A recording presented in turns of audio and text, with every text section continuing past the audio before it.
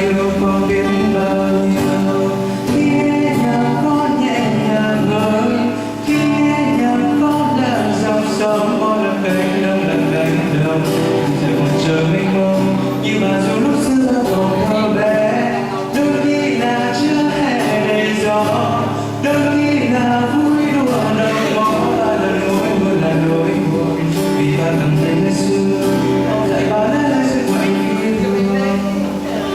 Hôm nay bà có âm nhạc là yêu nhiều con chưa bao giờ vang trang, cho con từng nốt nhẹ nhàng con đêm câu hát ca vang. Mai đây con mạnh mẽ hơn nhiều, mai đây con chở che cho biết bao đêm, cho ước mơ của mẹ, cho nỗi đau của mẹ theo qua trong sống con nghe. Khi nghe nhạc con nhẹ nhàng hơn, khi nghe nhạc con là dòng sông, con là cánh đồng là cánh đồng, làm giờ còn chờ mênh mông như mà dù lúc xưa ta còn thơ bé.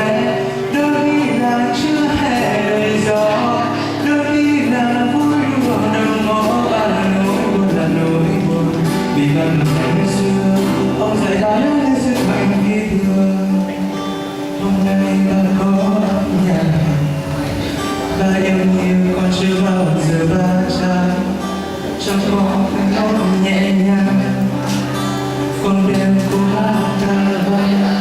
Mai đây con mạnh mẽ hơn nhiều, mai đây con chờ che cho biết bao điều, cho ước mơ của mẹ, cho nỗi đau của mẹ